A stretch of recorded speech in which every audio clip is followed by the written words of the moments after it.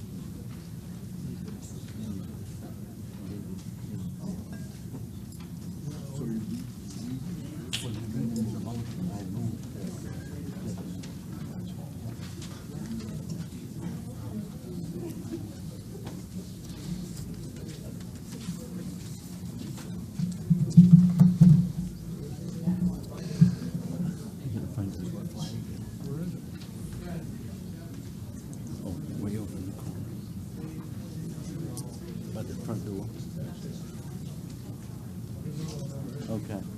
Which one you want to?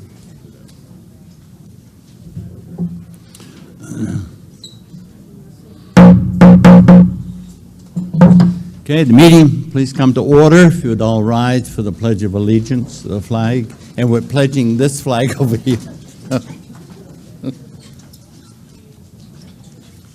I pledge allegiance to the flag of the United States of America, to the republic for which it stands, one nation, under God, indivisible, with liberty and justice for all. Thank you.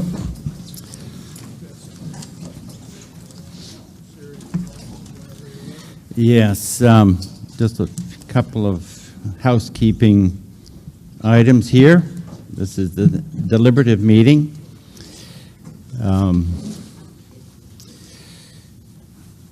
At the front, we have the select board and the town clerk and the finance director. Who else do we have there? Town manager. And then we'll have a list of names that we'd ask you folks to approve who may want to speak at the meeting. And we'll do that in a moment. For the purpose of the meeting, it's for an explanation of the articles, to discuss and to debate. This is very familiar to most of us. To amend, you can amend here tonight. And then in general to prepare for the voting, which is going to be on March 13th at the town municipal garage on West Main Street.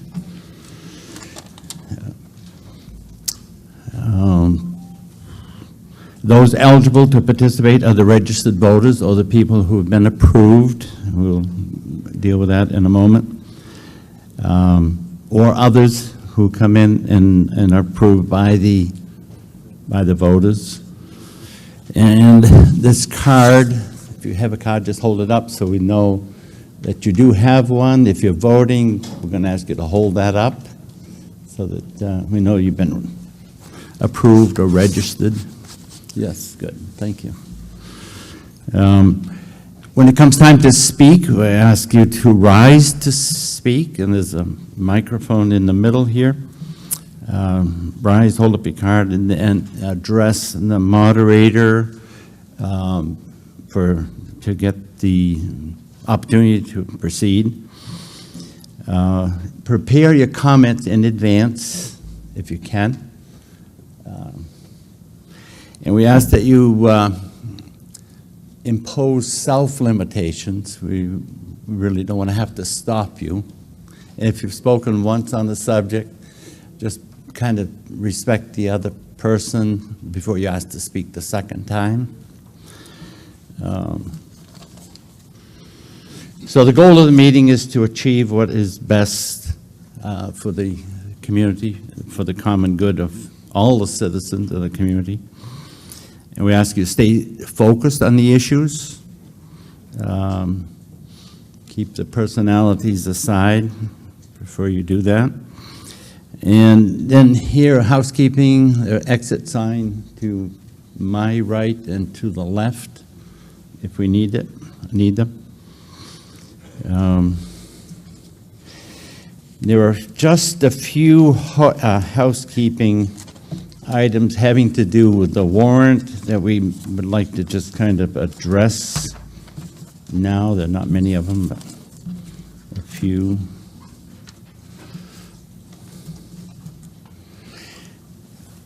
I think some of you may have seen a warrant that said that the town meeting or the 13th meeting would be here.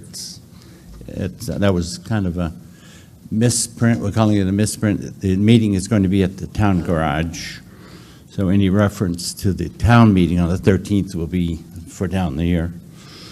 And then Article 25, when we get to it, is making reference to in the event that article, it says if Article 12 doesn't pass or is defeated, and that should be, make a note, that should have said Article 14 rather than Article 12. So it was a different reference there. A typo, minor typo in Article 17. You'll see a word in the, toward the end of the article that's talking about something that was proposed, and to be more correct, it's proposes, more present instead of past tense, minor detail.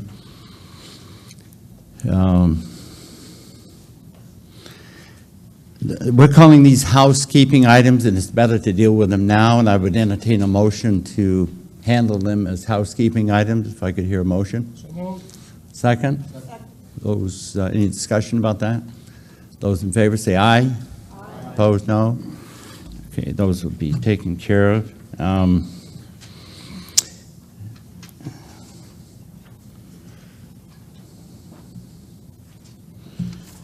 Okay, now the chairman of the board will list the people who've asked for permission to speak at the meeting. They may or may not, but they're asking for permission.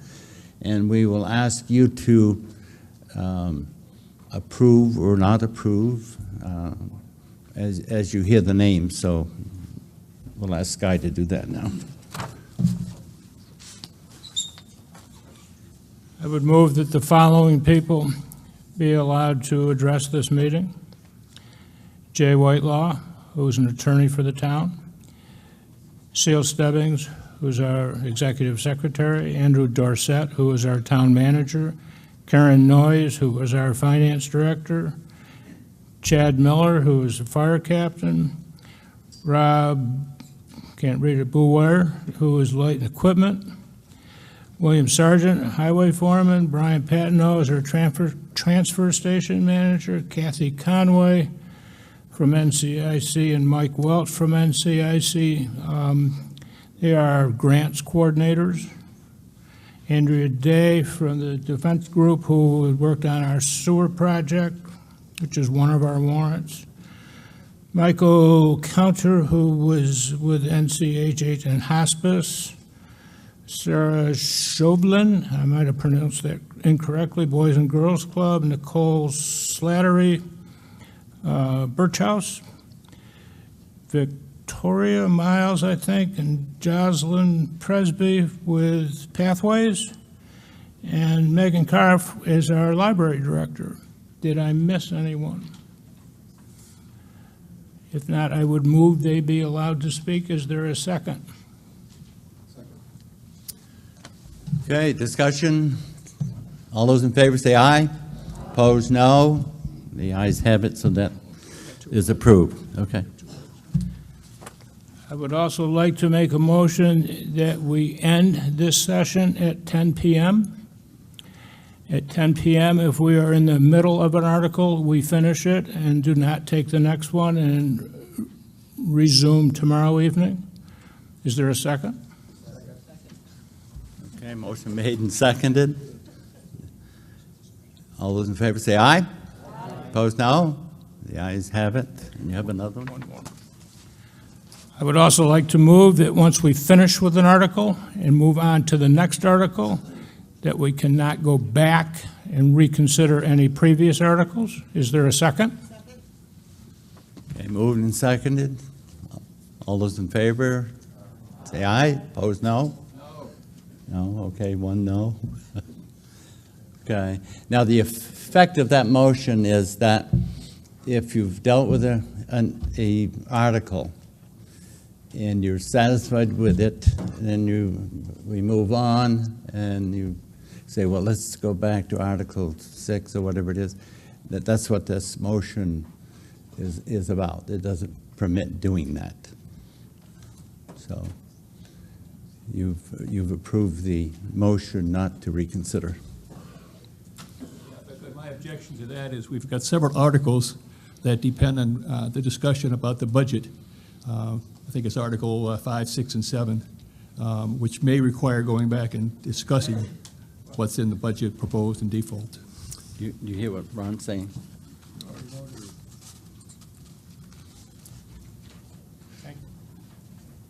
Yeah. Point of order, you didn't ask for any discussion. Okay. All right, so the concern would be that there are multiple articles having to do with budgets. I think the motion is that we can't go back to the article, right? That was the motion, and that was also the vote. Yes, I know, but what he's saying is that there may be something in a future article having to do with a piece of, is that what you're saying? A piece of a previous article. So I think the motion was we can't go back and reconsider the warrant article. Yes? If I may, Mr. Yep. Moderator? Yes, yes. Under the law, you can only vote to restrict after a vote has occurred. You can't do it ahead of time. So, you vote, if you want to vote after each article to restrict, you can.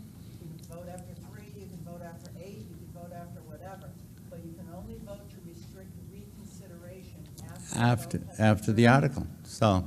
So, but what, and just to be clear, what you're voting on is that you cannot go back and change it. You can always go back and bring in discussion forward, but you can't go back and change the article that you have voted not to reconsider. All right, so this is our legal voice for the meeting. So you made the motion. You want to, what's the right word? Rescind the motion? You don't have to, it's illegal. Okay. So is that a yes? So the motion has been rescinded. Do we have a second for the record? Second? Is there any discussion on the rescinding of that motion? All those in favor say aye. Okay, so the first motion to reconsider is off the table unless it's after a specific article. Okay. All right. Are we good? So when you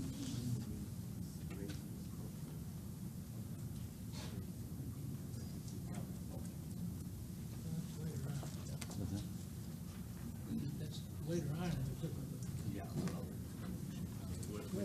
This is Article 5. Okay, Article 1 has to do with the election of officers. That will be handled at the town meeting on March 13th, and the offices are listed here. So the first article to be discussed is Article 2, and it's will be presented Mr. by Moderator, Skylar. could we get a clarification? What on that slide is not what's in this printed form here. Article on election of officers. Okay. We're missing some people that are on the article that are clear. All right, so which ones are we missing? Article 1, we're missing a moderator, supervisor checklist, And at the very last item there, you have trustee of the too trust many fund. library trustees. Yeah. All right, so the warrant says there'll be one, the moderator for 1-year term, a 2-year term, I'm sorry, and a selectman for a 3-year term, supervisor checklist for a 6-year term, and supervisor checklist for a 2-year term, and a trustee of trust funds for a 3-year term, and a park commissioner for a 3-year term, and 3 library trustees for 3-year terms. That's what the warrant says. So ignore the slide. Excuse me? Ignore the slide. So we're being told to go by the warrant, not by the slide. I move Article 1. Okay, second? Discussion? Those in favor say aye. Aye. Opposed, no. Move to Article 2. Article 2, Mill Street Sewer Bond.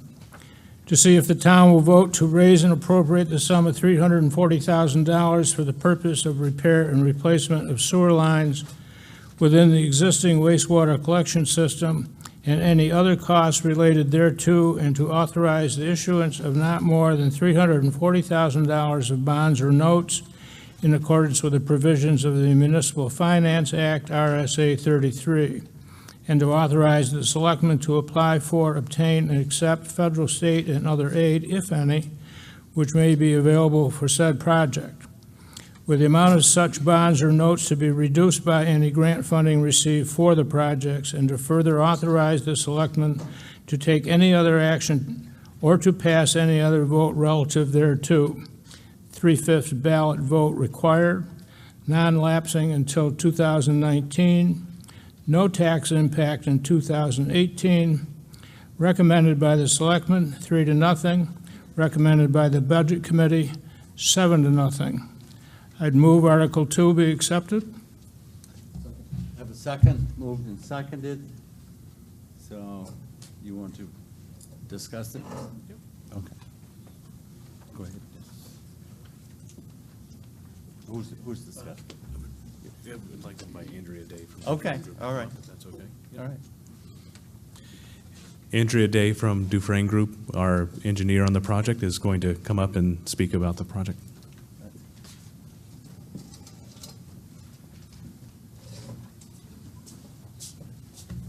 Good evening.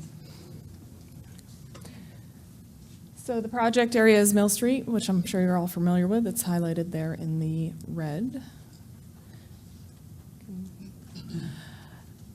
So Mill Street was identified as having some stormwater connections to the sewer system. Speak right into it. Can you hear me now? And undersized manholes and pipe that is in poor condition and allowing infiltration and inflow. I spoke last year about sub-area 5, and this is a similar situation, the issue of infiltration and inflow into the sewer system.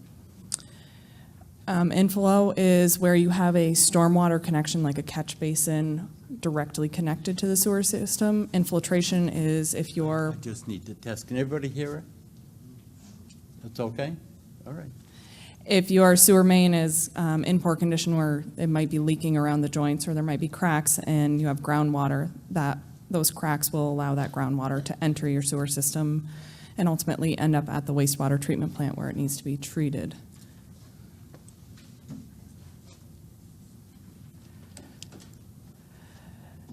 So the current capacity of the wastewater treatment plant is 1.5 million gallons per day. Normally it operates around 600,000 gallons per day, but there have been multiple instances after a large rain event where the plant has gotten up to, well, there was one, 2.8 million gallons per day. So that is a huge increase from what it sees on an average day with dry weather to, after a rain event, what might be received at the plant. And dollar for dollar, you're still paying the same amount in chemicals and time and everything, energy, to treat that wastewater as you would be, regular wastewater during dry flow conditions. So it's an expense to the town. Here are some photos of the condition of the sewer system along Mill Street. You can kind of see there's just brick and block manholes that are allowing groundwater to infiltrate into them. So the project would include replacement of the manholes in the sewer main. We have identified some connections that would be removed from the sewer system and put onto a separate stormwater collection system.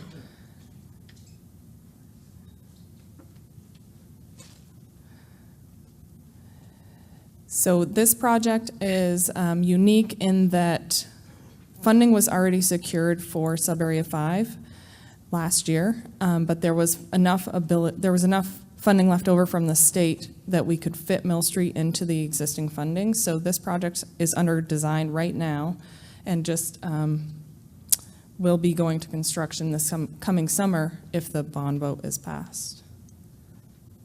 There's a sidewalk project that you may be aware of also that's planned for that area in 2019. So ideally, this work would go forward in 2018 ahead of the surface infrastructure improvements to prevent any conflicts. You don't want to dig up your brand new sidewalk to put a new sewer main in. So. With Sub-Area 5, the total project cost is $2.34 million. And you've already passed a bond last year for $2 million, so the additional amount is $340,000.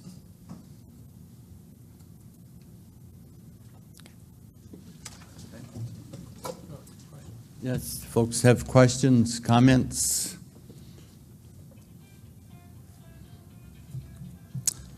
Anyone?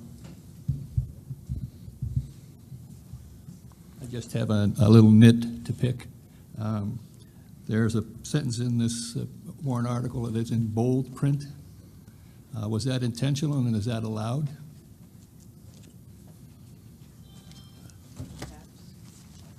Yeah. It's all in caps, so anybody have it's no inference of any kind, I guess, right? No. Yes. I guess it is on a lot of them, but nothing implied by that, I don't think.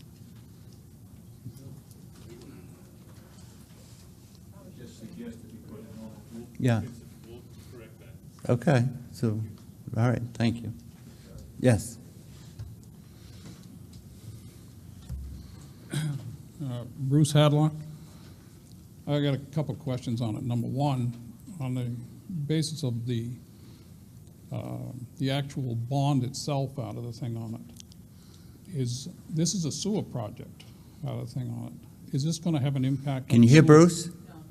This is a sewer project, and I'm wondering if there's any impact on the sewer user fee out of it coming back to, it has to be paid for by all the sewer users in town. That's a question.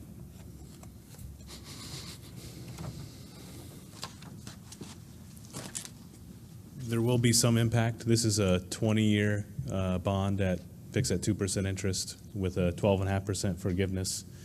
I think Karen might be trying to figure out what that is. Also, with the new activity coming onto the sewer system, there might not be as great or any impact based on the amount of new fees that are coming in from the new users. For example, the new Schillings Brewery or the expanded Tinder Corp and the other facilities that are being developed on the Meadow Street. In other words, you really don't know what the impact would be for the sewer users. That's correct. I think Karen could come up with an estimate based on current use and fees, but to get an accurate figure, we'd have to project out what all the new users are going to do. So, but there's no way for me to give you an accurate one. I don't believe that. I believe the fact that there are ways that you should be able to figure these things out ahead of time, because the impact for the sewer users out of the thing on it comes back to what you spend, and then it's divided up, and you ended up paying 9% on this thing for every user that uses a septic system, a town sewerage out of the thing on it, as far as the private homes. You're partially correct in that, yes, you take the expenditures and divide them up by the users and the flow, but you also take the revenues. The revenues are increasing. But what we came out with, the bond itself, payment is going to be, I think it was $16,000 a year. So about 16,000 per year for 20 years. Okay, my next question would be, why not do it for 15 years out of the thing on it versus 20 years? Because I know there would be a little bit higher interest rate out of the thing on it, but 20 years is a long time for a bond. So this is through the Clean Water State Revolving Loan Fund, which is, their program is a 20-year, 2% fixed loan with 12.5% forgiveness. But I don't believe there's an early payment penalty. So if the debt service works out, we could always try to pay it off early, which I think would be the goal. We also lose the 12% Yes, and if we went for a traditional bank loan, we'd lose that 12.5% grant. Then I'd like to ask the question, if it's done on a 15-year basis out of the thing on it, and you pay for it over the 15 years out of it on a regular bond issue, 5 years of paying for that could be a lot more than 12% over the extra 5 years, or it would be less rather, than the 5 years. It just doesn't add up of what you're doing. To think that you're going to get 12% back at the end of it and have to extend this community out for a 20-year period of time. You should be looking at it that says, yeah, we pay a little bit higher interest rate on borrowing the money, but you do it over a 5-year period. I'll bet you dollars to donuts that when you get done, you would end up paying more money to get your 12% back over the 5-year period of time than it would be if you borrowed the money and did it over a 15-year period or even less on it, and we'd like to know what the payments would be if they were there. I don't think you should vote on this until you can substantiate those numbers. I'd say that's good input, and I'd also like to just say that Karen does an excellent job of managing our debt, and she does work very hard that whenever there's a possibility That's to irrelevant pay it to off me. early, then we do. So if we're able to do it within 15 years, I'm sure that we will work for that. No, I'm asking for the numbers now to be able to bring it in front of the public out of it.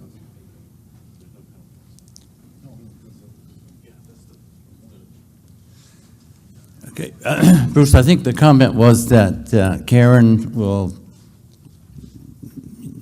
take what you're saying seriously, and if there's an economy in paying it off, they'll pay it off early because they have a right of prepayment without penalty. That's what they're saying.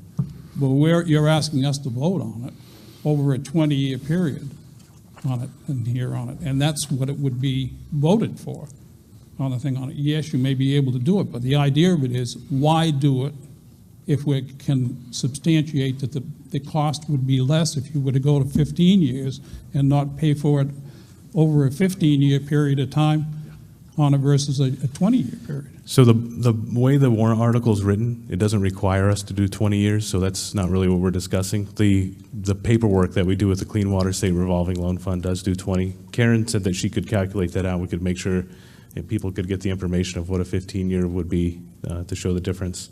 But she tells me we're still saving money with the 12.5% with 20 versus committing to a 15 I guess I'd like to for know the conventional. numbers. is what I'd We'll like. get that out public once we Yeah, but figure it out. you can't be doing that and asking people to vote on the things here on it. You can't do both. I don't think that this article requires to go, we aren't voting to go 20 years by approving this article. We're just approving, then the financing, the funding comes when we actually go and do it. So that's, we're not asking you to approve the 20 years now. We're just asking to approve to get a bond for this project. That's not what I'm hearing. I've been hearing it in the different funds that you people have been standing up in front of. I understand what you're saying, but consequently, I do believe you people have been telling it that you're going to be borrowing it from this clean water thing, and you're going to be financing it over 20 years out of the thing on it. It just doesn't add up, I don't think. I'm not convinced it doesn't add up. I understand what you're saying. Yep. I think we should look at it, but that's not what the article is. Not what we're voting on, that's not what we're asking. Okay, we have someone else who wants to speak. Yeah.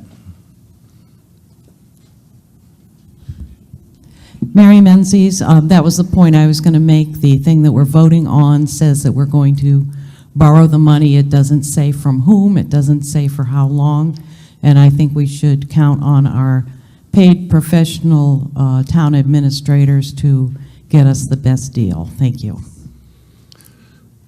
Okay, further discussion, yes.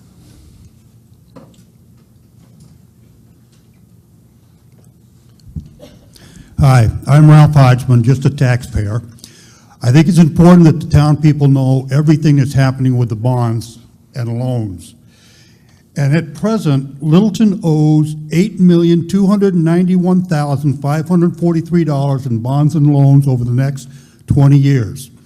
If we approve this bond, along with all the other bonds that are going to be on the warrant articles tonight, we're in debt for $10 million over the next 20 years, and I'm not going to be here to pay for it, but a lot of taxpayers' kids are going to have to assume this debt.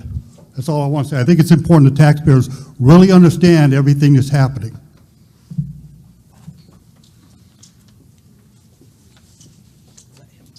No, you can go ahead and speak. Hold on for just a second. This is really important for one person in the audience. There's a Toyota Tundra that's in the child care parking lot. Oh, They must okay. have their door propped open because their interior light's on and their rear light's on. I'd rather tell them now than jump start them later. All right, so that's a, I think we have a taker on that one. Okay, go ahead. Karen Noyce, Finance Director. The information that you said about the amount of money that's in bonds out there is correct. One thing that I do want to let you know is those don't all go out 20 years. In 2020, we have the Trans-Canada settlement, and the payments are about $460,000 to $480,000 a year that will be paid off. So that will drop the amount that we owe and the amount of debt that we're paying on a yearly basis quite a bit. That's a big drop. We have some other small debts. We have a highway loader that will be paid off in 2019. We have transfer station baler and highway truck that will be paid off in 2020. So even though we may have a large amount of debt, some items are going to be paid off a lot sooner than others. Good, yes. Is any further discussion? Anyone who hasn't spoken?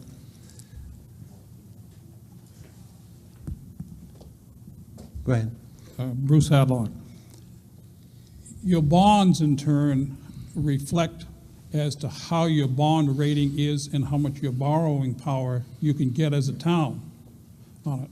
So if you keep adding more to it, you have to really know what you are and whether you have the ability to bond out of it, because if you don't have the ability to bond, and if you do, it can throw you into a higher category, or you may not be able to bond at all.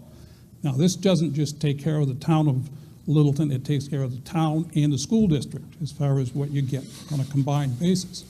How are we regarding the reflection of what we have? Do we have a surplus, and where are we relative to the bond rating?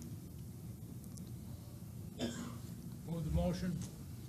Well, you're asking a question, right? I'm You asking gonna a answer question. that? Yeah.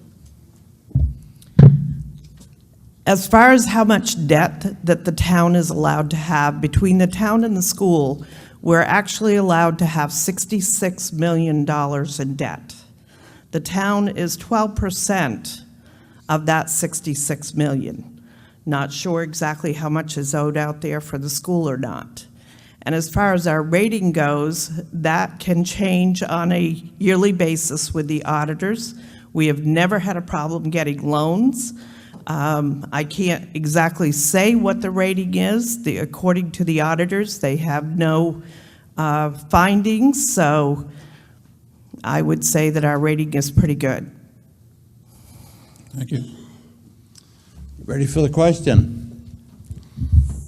Okay, and actually the question, this will be kind of repeated for the evening, is that it be placed, ready to place it on the warrant for the voting for March 13th. That's the question, as presented. Those in, okay? Second? Those in favor say aye. The opposed, no. The ayes have it, and we're moving on to Article 3.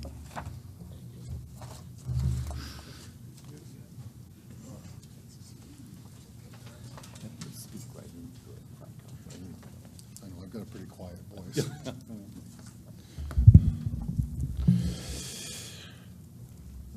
Article 3, road repairs, Foster Hill and other roads.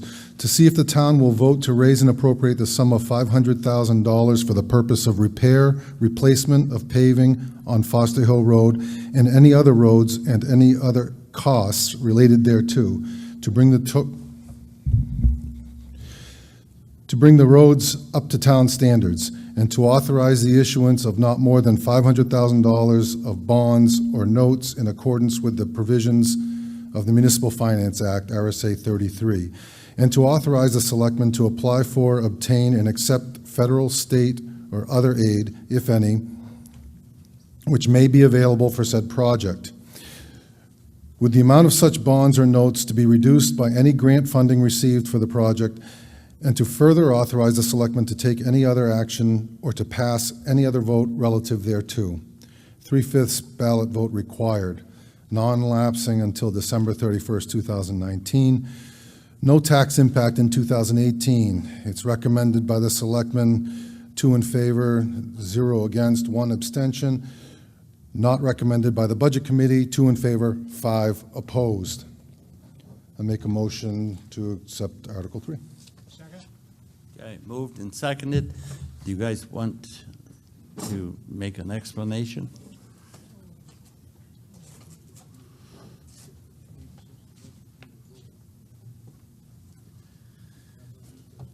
Real quickly, I'll just give a little background on some of the road projects and where this money is likely to be used. As you can see, in 2016, we did Sear Road, Upper School Street, and High Street. That was done with all taxpayer money. Hill Street, and that's 500 and, I can't really see it there, 505,000. You see in 2017, we did significantly more. That includes the bond article of the Mount Eustis Road, and also a number of roads that were done with some of the paving budget, as well as the House bill money from the state, House Bill 38 money.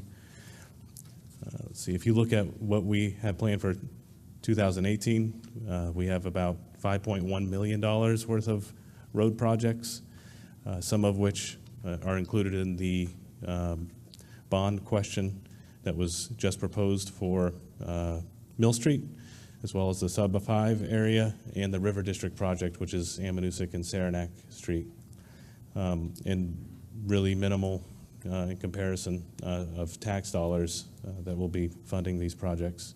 And then for 2019, right now we have about $850,000 planned, and much of which is actually coming from additional grant funds through Transportation Alternative Program money and others. Some we'll be asking for, but this is just to give you an overarching view of where we are at with our road projects. I don't know if Mr. De Palma would like to talk any more about it, if anybody has questions.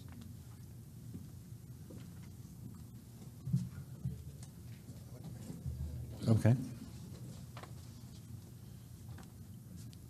I'd like to add one more thing to this. I'm not sure if it would have made any difference to the Budget Committee, but when the Budget Committee voted a majority against this, it was, the article only included Foster Hill Road. It did not include the language for other roads. Again, I don't know if that makes a difference to the Budget Committee, but I did want to point that out.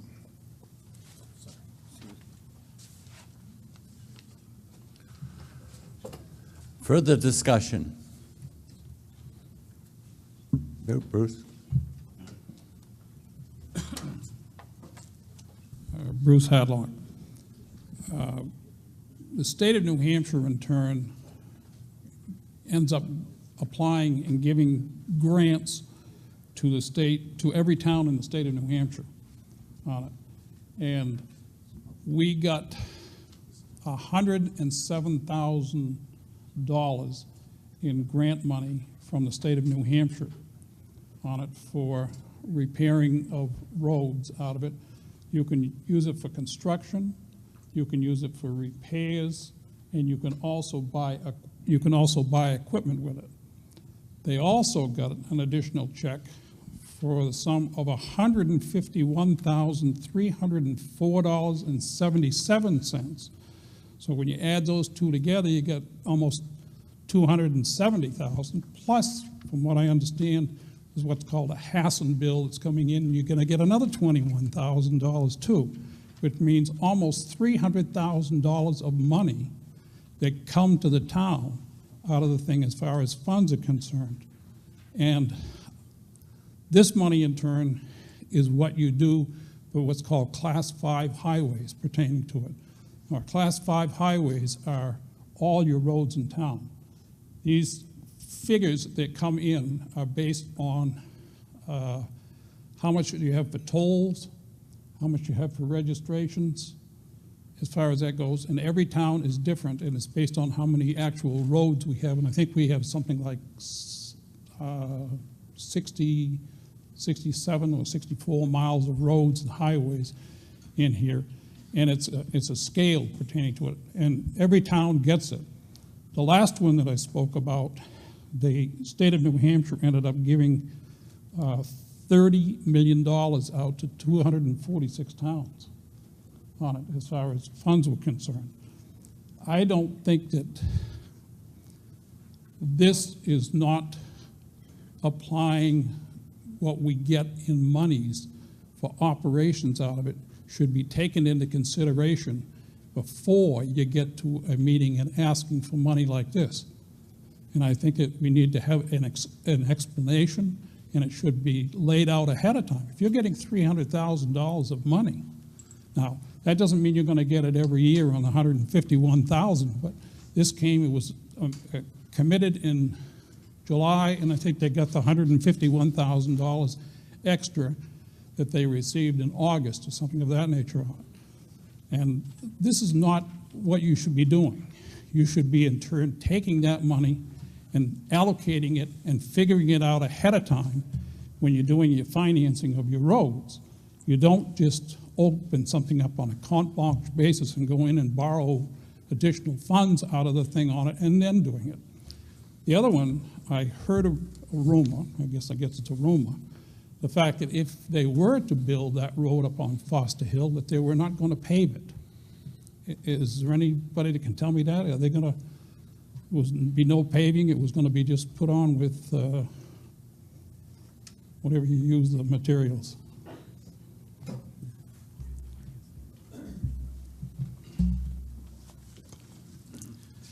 So I'll answer your first question, then I'll let Joe talk about the materials on Foster Hill Road. So the first item, which I think was a question, was, or a statement saying that we should consider the revenues that we get from the Highway Block Grant Fund.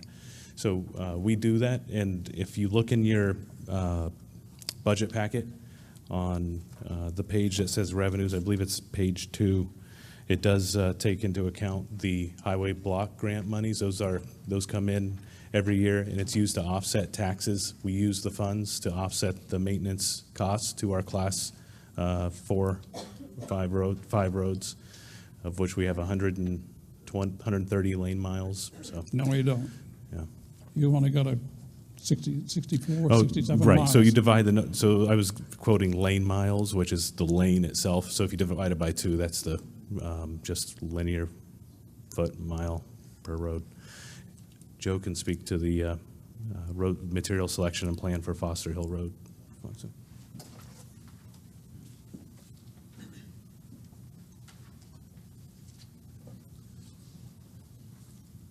I think of the roads as how far you have to plow. So a 65-mile road, you need 2 passes, so 130 miles. But first, Bruce, House Bill 38, that was the lion's share of that $500,000, $250,000 worth of block grants we got last year that you were referring to earlier. And that was voted on at a select board meeting. And at the select board meeting, I discussed how I wanted to spend the money, and the select board voted to approve that methodology and that scope of work. So it was very transparent and straightforward. how we're gonna spend most of that. The other 107,000 highway block grant went differently that Karen can speak to. But the House Bill 38, we talked about it on TV, talked about a select board meeting, everybody voted on it, heard it, and just to be clear on that.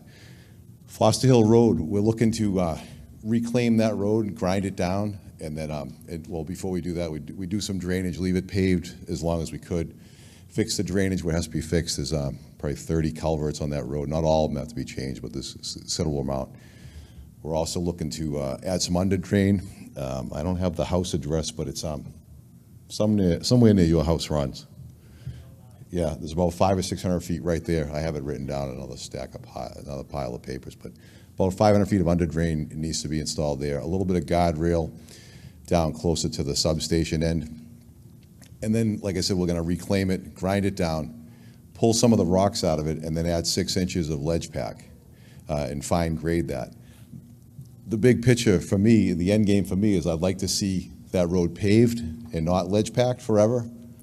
I know some people like the look of gravel roads, but I like paved roads. I'm your public works director, and I like to pave that in the next year or two as money comes available. Well, this particular article reads paving. So that if you vote for this, you've got to pave it. Doesn't mean you can go in there and do what you want. Well, This is what the article reads. So That's to me, right. what I would do, if you were going to just ledge pack it, I would take out the word paving. It doesn't say that. It says replacement of pavement. It doesn't pavement. It doesn't say with what or anything like that. It says replacement of pavement. That said, Bruce, everything we're gonna do is going towards, rebuilding a road base that would allow you to, for a bituminous, for an asphalt base, rebuild road. That's what I'd like to see. Initially, if this was passed, we would do what I just said. Grind it, fix the drainage, add some guardrail, and 6 inches of ledge pack with a good fine grade and compact it, hoping to pave it the following year. The numbers to pave it the following year would be, you'd need a tack coat over a certain area with a shim and overlay, and then the rest of it would need to be redone with 3 inches of asphalt, be around $400,000 to repave 2.5 miles of road. So that's the end game, Bruce, to have that road repaved within 2 years. Did I answer your question? Not really. Okay. You don't have enough money to do it. If you've got $400,000 and you're going to rebuild a 2-mile road, it just doesn't add up. We're only looking to do the first section of it this year, which would be approximately $230,000 to do the graveling I talked about. How many miles, or how far, what are you talking about? You should be putting that in the article, not doing the whole thing. If you're going to do it, you should spell it out what you've got specific for it. Yeah. Okay.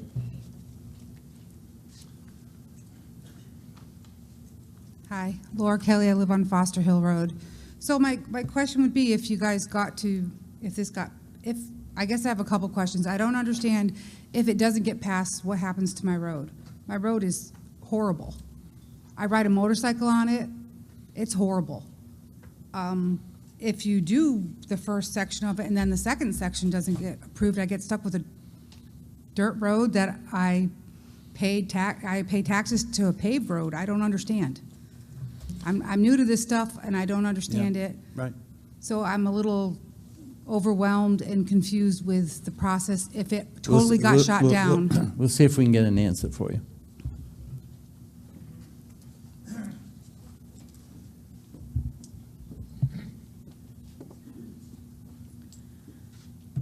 It's a very simple answer. The state would not allow us to expend any money on that road. If it's voted down, we are told no means no. So even if we had a gift of money coming in, we would not be able to work on that road. So we get left with just a really bad road and that's acceptable? You would be left with the road that you have, and we could not do any work on it in 2018. I just don't understand this process. I can't believe, I mean, I pay really good taxes here. My taxes are very high. And yes, I do choose to live where I live, but I also expected a town to back me up and take care of me, and they're not. They're not doing it at all. It would be a decision of the voters. Right, but you paved Elm Street. And That I was- believe Elm Street had a warrant article at one time Right, on but it. because we keep getting shot down. 10 years we've been trying for this. 10 years. I'm just saying. So, Franco, do you want to explain any more? No? All right. Mel Brooks. Question. Did I hear you say that the Budget Committee voted it down because it just spoke of Foster Road? No, that's not what I said. Oh, I'm sorry.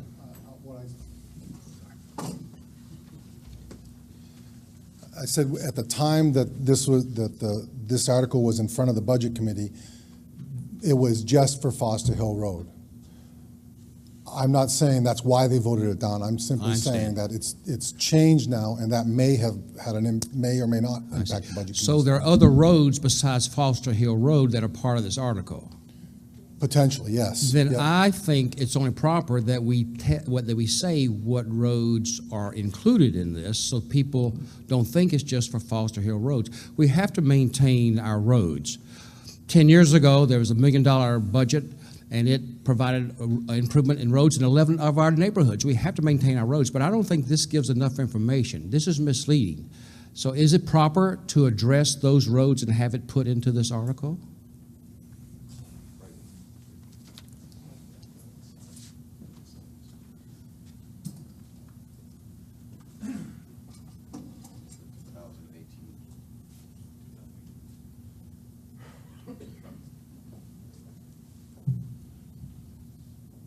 So the plan, you guys hear me? The plan for this year's paving would be, which some of this is part of Foster Hill Road, warrant article. You're right, it's a little unclear. Starting from the bottom, South Street, Crane Street, Old Partridge, Old Whitefield Road, I'm sorry, not Old Partridge, Partridge Lake Road, would all be part of that $500,000 request. So you have 230,000 going to Foster Hill Road, and you have the rest of it dispersed among these roads here as we work with the selectmen and other authorities to determine where it goes exactly. But this is where it's gonna go. These are the roads on our list for this year. These roads up here are gonna get done this year. No, you should. Sub-5. Mill Street is the Mill Street warrant article that area spoke of. Saranac Street's the River District, that's the River District. That's all already done. This is all part of Foster Hill Road that we want to do this year. This will get dialed over with the selectmen's input and my input later on. Thank you. And if I could just speak to the point about the other names of the roads not being listed. The original warrant article was just Foster Hill Road, and that was presented to the Budget Committee, and they felt that it was a lot of money to go into one road. And so what we were trying to come up with a way that we could cover more roads with that same amount of money. But the Department of Revenue Administration, the DRA, they review our warrant articles, and we had submitted a change after the bond budget hearing with the roads specifically listed. But they said we couldn't do that because we didn't discuss it. We didn't discuss these other roads specifically at the bond budget hearing. The best they said we could do was to add "and other roads," and then just do our best to explain this sort of thing to you now. So we're limited as to what we can actually change in the language of the article.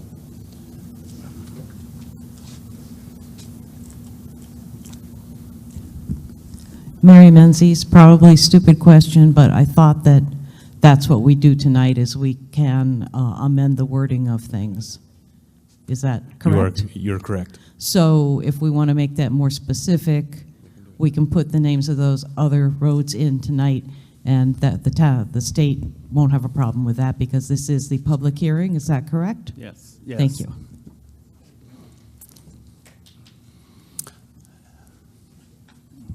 Yes, we have a legal opinion here. Do you mind coming to them? Can you hear me? Yeah. Stand up. Loud. How about now?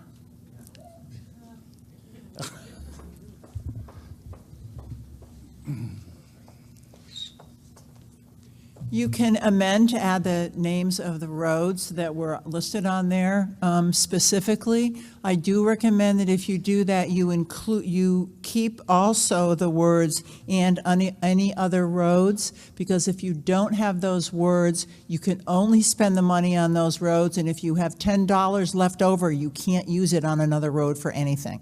So I think you should, I recommend you leave those in, even if you decide to list the specific roads. Okay, so do we have an amendment? Anybody want to make an amendment? Can I discuss it first? Sure. Bruce Hadlock, back to the same thing. If you list all these and it's not voted in on it, are you going to be in a position where you can spend money on the state money that comes, at least 107,000 on it that you got like you got this year? Can you in turn go and do not just Foster Hill, but the other ones if you list them all? Can you use that money? Yeah, that's a great point. That's right. Because if you add those road names and you then have money, you won't be able to spend a dime on those roads. That's right. But if the names weren't there, you wouldn't either, right? Well, it says Yeah. other roads. We can't all hear you, please.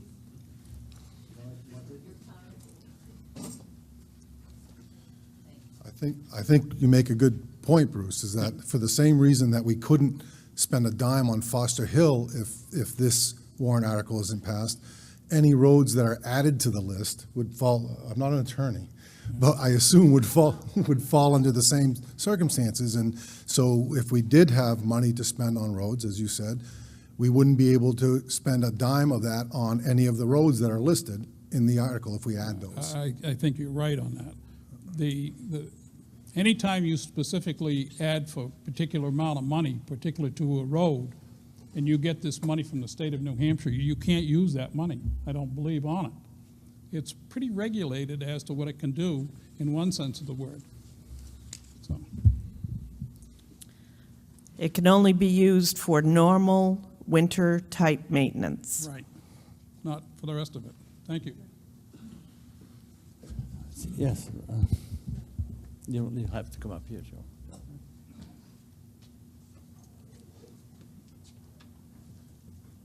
If there's a way we can leave this a little bit loosely worded, Bruce, I think it's in the best interest of all. Last year, we had $65,000 in our paving budget, and we had $135,000 for Mount Eustis Road from the Industrial Park Road out to the town line. That's all we had. And with the powers you have here, the selectmen and the town manager here, with the money we found from the state, we were able to do Rock Strain, Tuck Lane, Heather, Mount Eustis Road, the other section, not the same section, they can't be the same. Birchcroft Road, we didn't get South Street, Sampson Road, Elm Street, Piece of the Man's Hill by Hopkins Corner. The engineering for the wall on Partridge Lake Road was completed all through that other bond, other highway block grant, I'm sorry, and all through the select board and the town manager without a vote from the town in this format. It was all money that came in and we voted on it this way, and we got a lot done doing it this way. And I think you have to, some point, trust your officials that are hired and voted in here, and we can get a lot done with this. I got all the records, and I believe you over budgeted and spent $56,000 of money that you weren't appropriated to do on Mount Eustis Road. It was allocated, and then you took the money on it from the state and you used it, and you can't do that. No, I'm under budget on Mount Eustis Road. No, you're not. I got this information from your finance director. Thank you. Since printing that out for you, I was able to reclass that back to Mount Eustis Road. We have $90,000 left of that House Bill 38 to spend this year on roads. Yeah, but that's only because she's moved it from one line to another. George Morgan, Foster Hill Road. I guess I have a question about how we classify what roads get done and when they get done. Is it based upon their condition? Is it based upon if you spend some money on a road, you get a little bit more revenue from business? Foster Hill Road is in very bad shape. It's been in bad shape for years. I think everybody. Hear the speaker? I think everybody agree that's ever been on Foster Hill Road, how bad it is. And we keep on pushing it off in the background. At what point does a road become so bad that becomes a danger to the public that uses it? We are the public that use it every day because we live there. It is a danger. It is in such bad shape that in bad weather, road department does a great job. They're up there, Johnny on the spot when we have bad weather. Problem is, they plow it. All those little depressions in the road are all filled in with ice and snow. I personally have run off that road into a ditch. Sometime, there's at least 6 of us, 6 families that ride motorcycles on that road. Somebody's going to get hurt. Who is responsible for somebody getting hurt on a road that is in that poor condition? We have to do something to that road. We can't keep pushing it back. It's got to be done.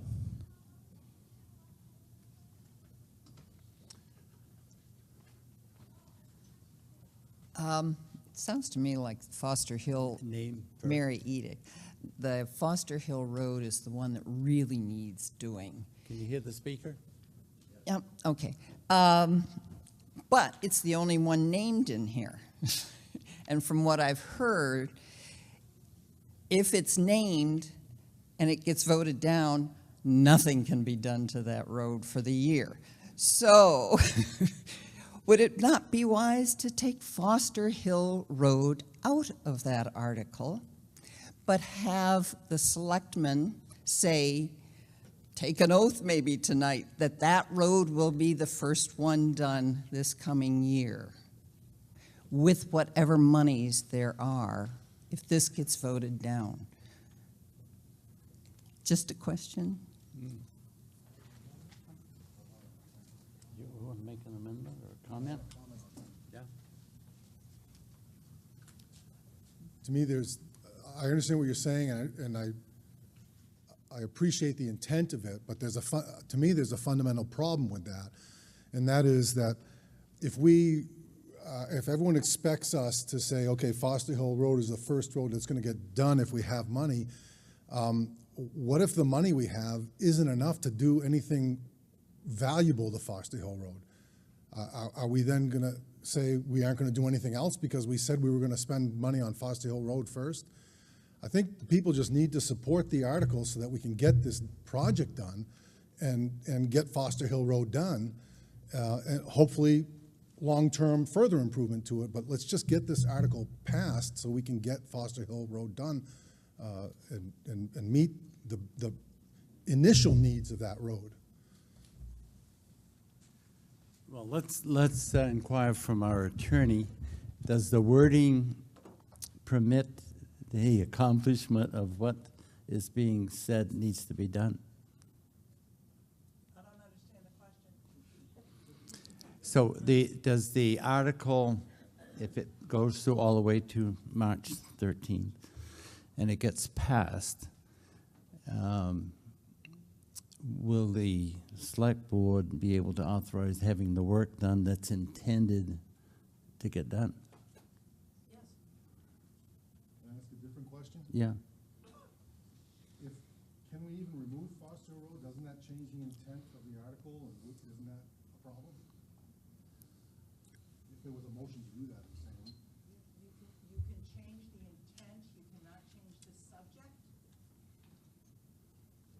So the question is, what's the subject? I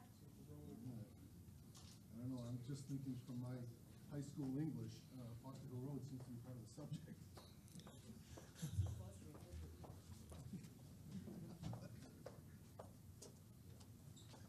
Here's a quick lesson on legislatures, courts, and other things. Deliberative session can amend a warrant article. What it cannot do is eliminate the subject of the warrant article. So that you can change the intent. Shall we do something? Shall we not do something? Shall we elect people to? Shall we appoint people? You can do that kind of stuff.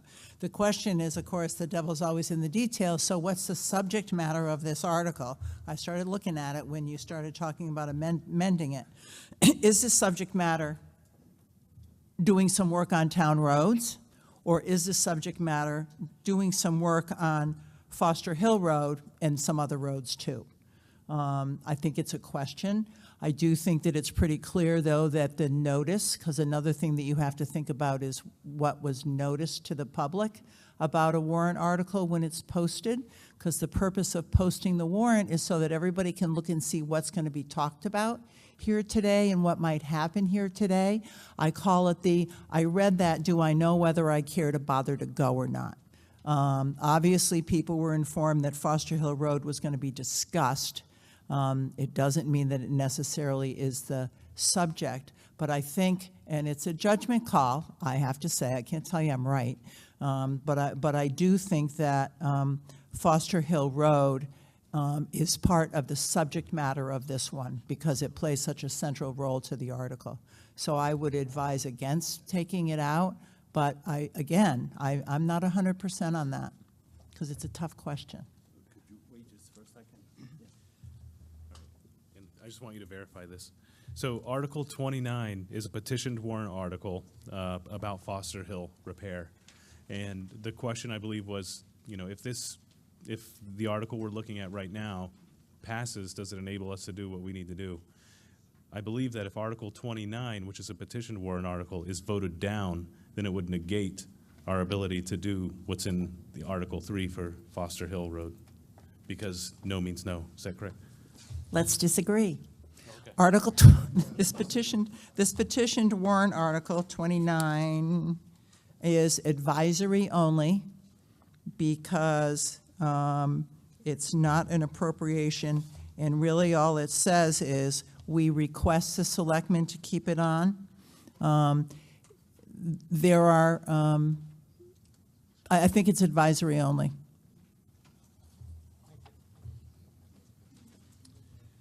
All right, so what's our pleasure here? Yes, go ahead. Gerald, Amy Sharp. Can I just get clarification here? Because Article 3 says $500,000 for Foster Hill Road and any other roads. And if I'm looking at the slide, I think it says Foster Hill 232,000. Is that correct? That of this 500,000, 232,000 is targeted for Foster Hill? And that would leave, if my math is correct, 268,000 for other roads. Wouldn't this warrant be more clear to voters if we could at least delineate it that way? My question.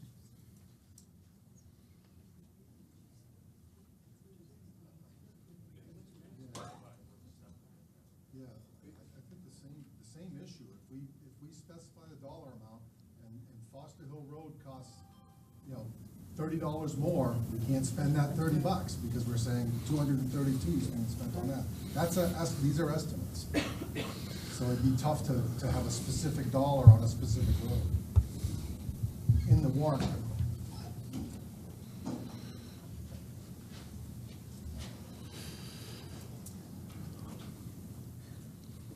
Thank you, Gerald. Bill Sargent, Littleton Department of Public Works. It seems to me that, if my memory serves me right, that in the past, we've had, let's just say, at one point in time, we were doing $300,000 a year for road improvement projects to be determined by the select board, the public works director, and then if it got voted in and we got the $300,000, then it was the select board and the public works director, Larry Jackson at the time, that would determine the roads that were needed. Now, let's just throw a ballpark figure out of $500,000 this year to put out, because when Larry was here, $300,000 nowadays isn't going to get you a lot. So $500,000 for road improvement projects to be determined by the select board and the public works director, with the spirit of this article being that Foster Hill Road be at the top of the list. Would this not solve our problems? That's how we used to go about getting these roads taken care of. Then whatever monies were left over out of that is where you would start going and either Band-Aiding or going and doing, if you had enough money to do the projects complete. Yes, Foster Hill, believe me, I've been here 20 years, And I agree with you, people that live out there, that that road is in desperate need of reconditioning. Can it all be done with the paving this year, Bruce? The paving is so expensive that we would want to probably leave the road in a condition where next year we could vote the money in to get that paved, or at least half paved, because even half paving it for the total length is a lot of money. But anyways, rather than convolute this any more than what I've already done, is this not the direction we might want to go? No, thank you. So a question that I have, would we be out of order? This is testing something here. If we break it down to approximately 232,000 for Foster Hill, and the remaining 268 for other. Who says no to that? No, I mean, I think when the 232,000 was brought up, if it was 232,000 or 233,000, you couldn't. I move the vote. On this article. Well, we need a little bit of closure here. Well, no. It has to go. It has to. Well, what you're actually moving is to stop discussion, and then you're asking for an ambiguous action to be determined at town meeting day. Do you think it's ambiguous? I think when a voter moves to move the vote, the voters move to move the vote. All right, so we do have a motion. Do you have a second? And then that is to essentially place it on the ballot as presented for the March 13th voting. Excuse me? We're voting to stop discussion, yes.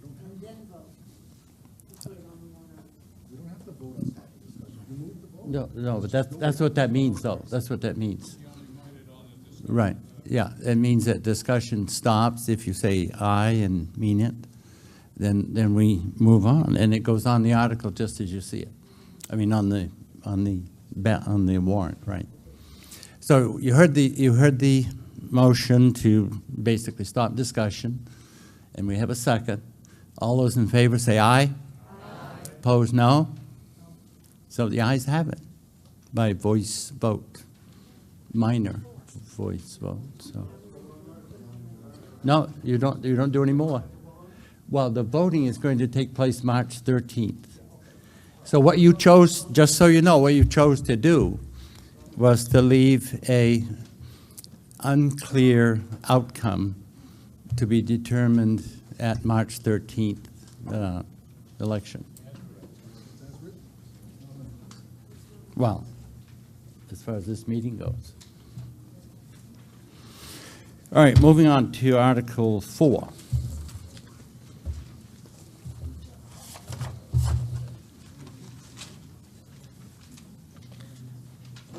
Article 4, the operating budget.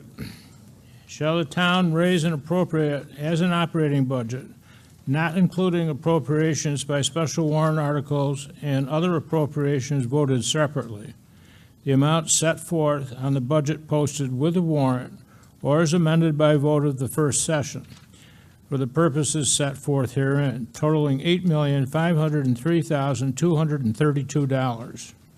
Should this article be defeated, the default budget of $9,035,611, which is the same as last year with certain adjustments required by previous action of the town or by law, or the governing body may hold one special meeting in accordance with RSA 40:13, 10 and 16 to take up the issue of revised operating budget only. Estimated tax impact, $7.828 per thousand. This was recommended by the selectmen 3-0, recommended by the budget committee 6-0. I move this Article 4 be placed on the ballot. Second? Okay. All right, do you want to expand on I'll it? start, but we'll see Okay. what happens. All right. I won't last up here long. All right. Good. Okay. Yes. Karen, you want to give us a little background and how we got to these numbers?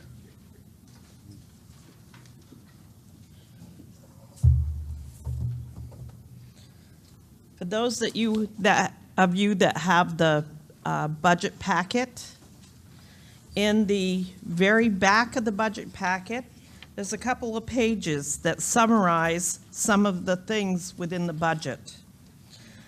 The first item that I'd like you to look at is the summary of the difference between the 2017 and the 2018 default budget.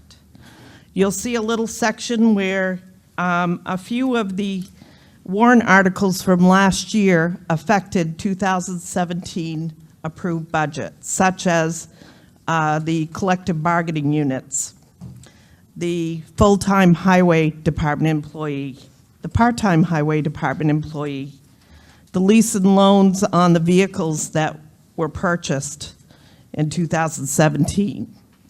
So the adjusted approved budget last year was $8,855,444.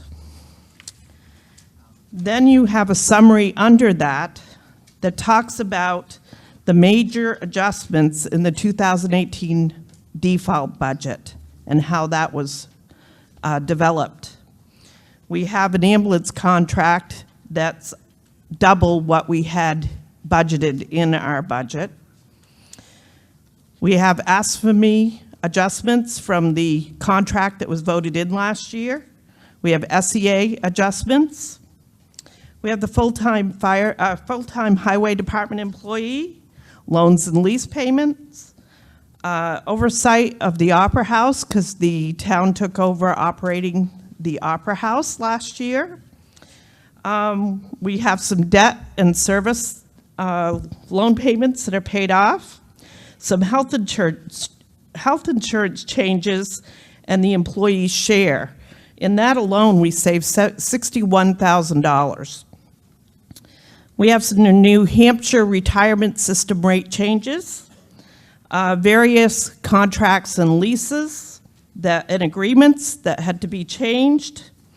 We have a setup fee for boat registration that was a one-time fee. We have an audit contract that's been reduced.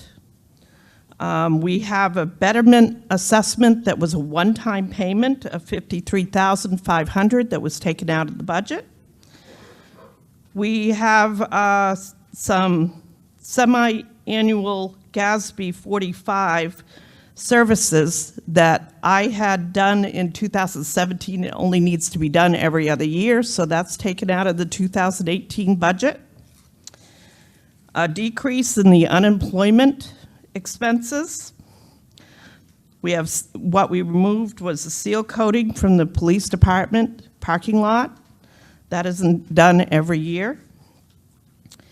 We have police department body cameras. That was a one-time expenditure.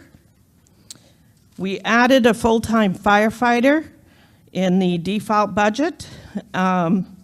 We had a total cost, less reductions in overtime and in shift coverage. That cost was $46,905 in the default budget. We have staff changes in the parks. That amounted to $8,309. Field trips that were added in the parks budget that's offset by field trip revenue of $10,000. Sewer operators contract, that increased, $6,417. And a Grafton County dispatch increase of $3,821. So the default budget came up to $9,035,611. That is 2.03% above last year's adjusted budget. Then if you look at the next page in your handout on the back, there's summary of the differences between the 2018 default budget and the 2018 proposed.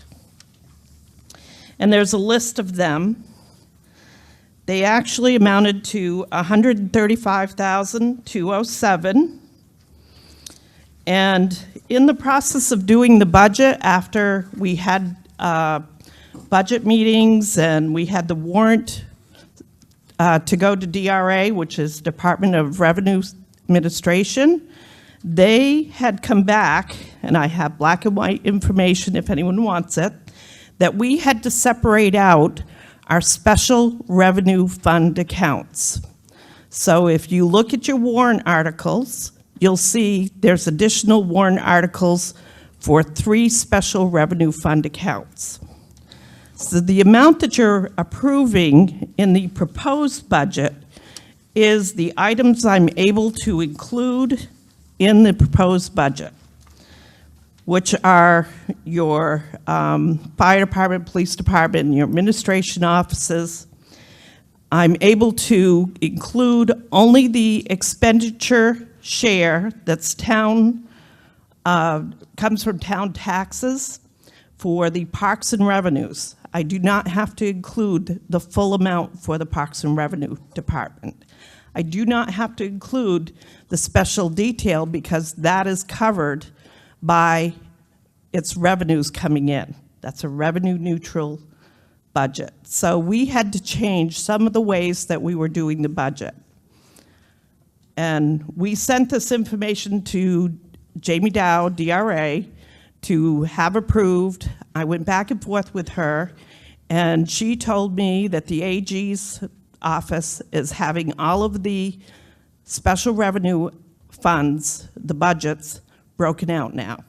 And this is something new this year. I have it in black and white if anyone questions this.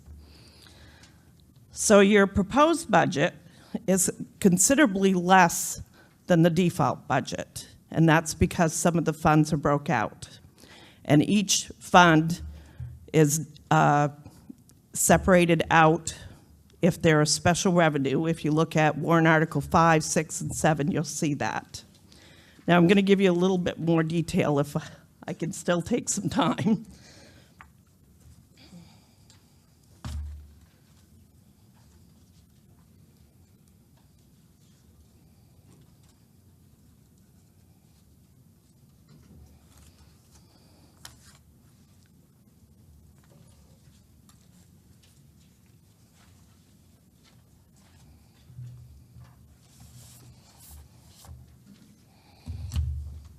I had quite a few slides, but they were eliminated as we went along because it would have took hours for me to go through each one.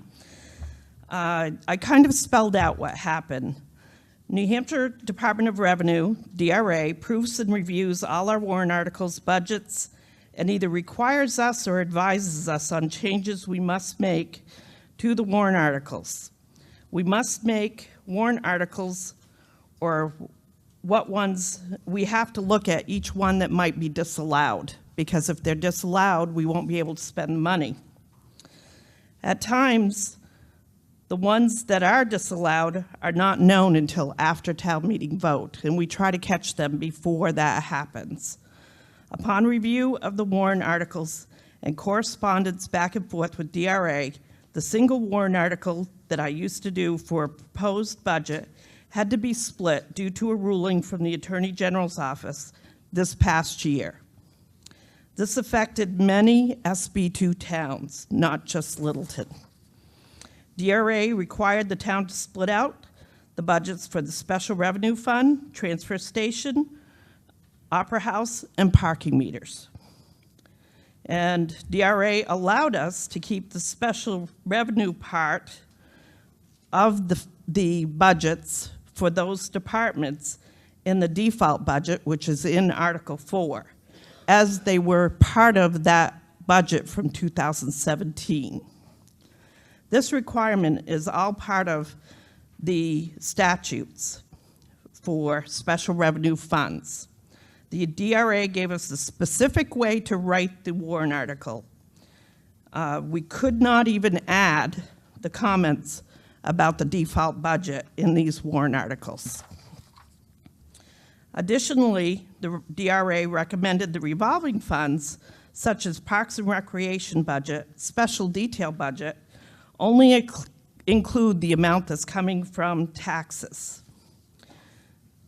So the amount needed from Parks was originally in the proposed budget that we talked about at the public hearing, $389,632. It's now reduced to $256,931, and that is because $132,701 is coming from outside revenues, such as fees and charges for using the parks and summer program and after-school program. Special detail was reduced in the warrant article to number 4 to 0, as no part of that budget comes from taxes. That was a reduction of $11,016 from the proposed budget. The breakdowns are in your handouts on the changes on the last slide of how they had to be broke out.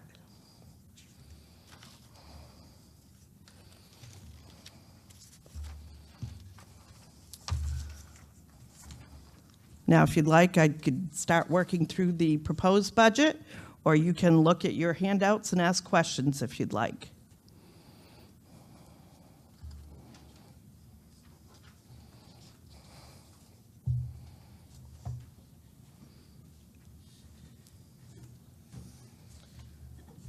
I'll break the silence. Ron Bolt. First question I have is, there's a new position being added to the staff. Seems to be described as the Economic Planning Administrative Assistant. Could we get some understanding of what that job description is? You're correct, and I'm going to turn it over to Andrew.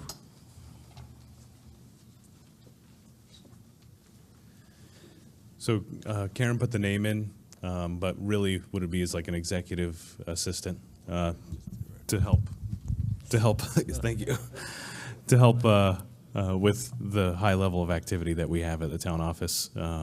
Years ago, the office had a number of other personnel, for example, a town engineer, an assistant town manager, and other offices.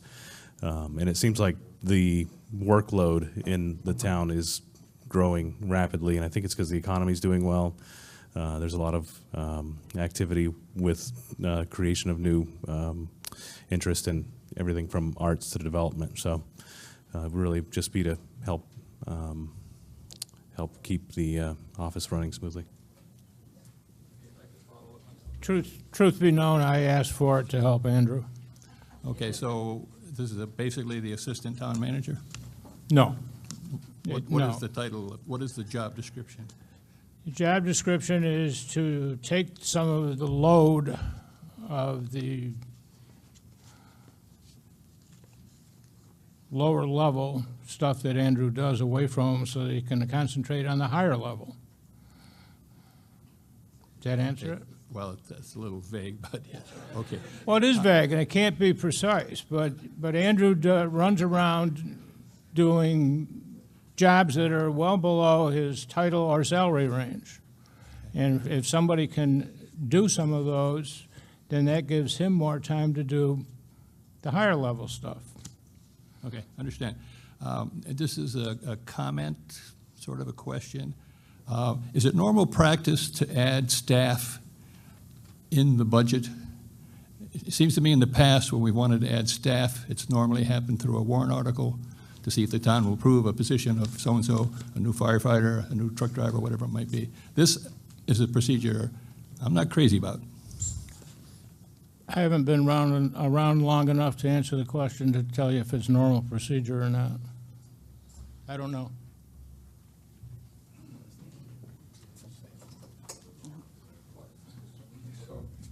Can anybody answer that question? Yeah. I can't ask you the question. So, yeah, I would like an answer to that, because basically what you've put us in the position of is by voting for the budget, we are approving this position. And we don't have and since the proposed budget is $500,000 under the default budget, there's no choice, really, effectively. Yeah, I guess, I mean, it'd be difficult for me to answer. I've been here for 2.5 years, so I'm not sure what the common practice is. I know that state law, the way that a town manager form of government with the select board is set up, the town manager is charged with all of the hiring, firing, creation of positions, creation or dissolvement of departments. All of the personnel issues fall underneath the legal responsibility of the town manager. So as far as past common practice, I don't know all of the details. I do know that you trust us with doing quite a bit, and you can see here tonight a little bit about the discussion about, for example, roads. When we cite specific roads, it creates issues. It also gives you a little bit of a voice. Same thing with personnel. We could be constrained. For example, the chamber was operating the Opera House for us mid-year. They needed to get to a new space in order to take care of the Opera House. We hired an Opera House manager who's doing amazing things, bringing in great revenue. We have a facility that is extremely active. But if you tie the staff's hands, which you hired us to do, then we're going to be basically wasting tax money to wait for us to react and do good management policies each year. So that's my opinion, but I'm not sure what the common practice is because, again, I've only been here for 2.5 years. So. You'll learn. Rudy Jelse, live in Littleton. First of all, I want to compliment, Tony Dorsey for the good job that he does for the town. But in regard to, the operating budget, you guys are giving me $10,000 to raise because it does such a good work, right? For 91, it goes to 101, right? Or wrong? Also, you want an assistant, which is going to cost us, a taxpayer, another $25,000. And regardless of that, it's not just Mr. Dorsetti that's going to get an assistant, because somebody else in town is going to get an assistant. If I don't make a mistake, I think it's the tax director, the lady that from taxation, she's going to get an assistant. I mean, it's nothing on this budget. It's nothing written over here. I mean, you got $10,000, God bless you. Now you want another assistant for another $25,000. That's just, it's $35,000 for all of us, a taxpayer. I mean, give us a break, man. Jesus Christ Almighty. Yeah. Yeah. Yeah. Yeah. That is totally inappropriate for a public meeting. Right. And extremely insulting.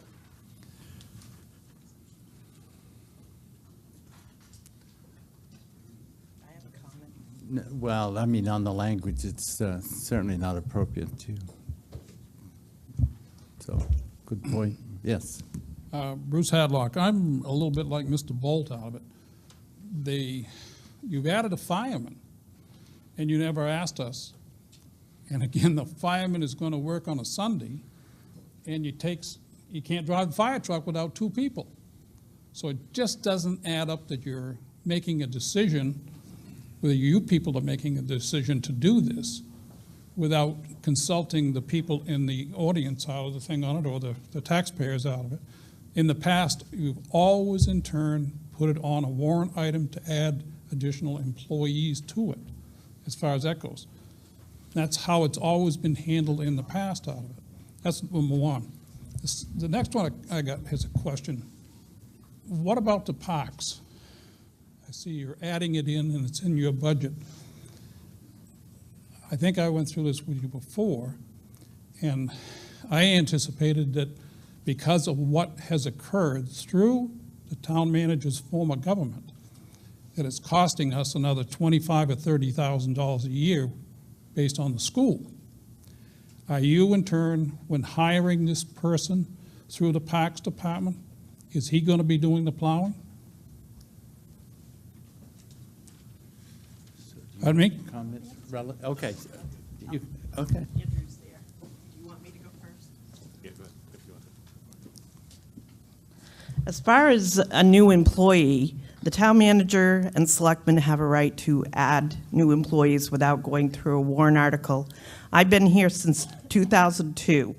I don't know all of the past history, but I know there was time frames that there was new employees added without going to a vote. I also know at times there was employees that were laid off, and then their positions might have been filled again after they realized that they couldn't do it all. Many of the department employees are doing more than one job, and sometimes they're stretched to their limits to the point where they're doing less of a good job because they're focused on everything. And I know from working with Andrew that he is actually doing more than any of the town managers that I have worked with in the past. He has more involvement with the community, more involvement with other groups out there, going to Rotary meetings, going through economic type meetings. He is doing more than some of the other town managers. There weren't the projects that were going on that are going on now. We might have had one project at a time. Here, we've got a lot of projects and a lot of things going on in the town that weren't there. And I went through, I think, 8 between town managers and interim town managers since I've been here. I don't know what you want me to say, but. Thank you. Okay, so as to the parks discussion, I think that really what we have an issue that's a little deeper than that as far as just staffing and also equipment. That is why we made the decision recently. I think you're referring to the plowing of the school parking lots. Is that correct? Yeah, I mean, when we had working before, it saved us between the school and the town approximately $30,000 to $40,000. And when you came upon the situation out of it, we now are into spending $30,000 or $40,000 more, and I contributed it to the town manager form of government and specifically you on what you're doing and how you're operating. I think what you're talking about is the commingling So I'm of coming school back to and saying, town funds? if you're doing it, Okay. and you're hiring somebody Right. in the parks, is that person going to go back and do the other way and save us the $25,000 or $30,000? If we're able to work with the school, we've been talking about getting an updated MOU because there are things that the town does and that the school does. One thing we got to make sure of is that I work for the town and I don't want to commingle funds with the school. And so we have to come up with an agreement that's equitable for both entities. So that is something that we work on. They paid us and I'll go there. $22,000 the last time. And it cost us between 60 and 80. So I think that I need to look out for but the the town idea tax rate. was, the fact that the reason why it was put in was because we had somebody that was working for the Parks Department who during the morning, when we were there, he was on a paid basis out of it and doesn't have to do anything. So consequently, we recommended that he be used within Bruce, the system, and they joined it together. I hear what you're saying, and I appreciate that, but there's also other management issues going on here where you're getting into minutia. For example, there's changes within the school staffing that required us also to make a change. There's changes that are happening at the highway department, and there's changing within Parks and Rec. And I think you're getting into the minutia, and us, the school, and the town are working together, and we're working together to get a new MOU in place. Tell me where should I ask this question if I shouldn't ask it in front of you, right here? We've had this discussion in my office, and it's something that we'll continue to work on in the future. And I don't know if Joe wants to clarify more about some of the staffing needs, but at There's this nothing point, to clarify other than at this asking point, we're if you're talking hiring about- somebody in okay. the Parks Department that can plow snow and work with the town and save the $25,000 or $30,000 a year.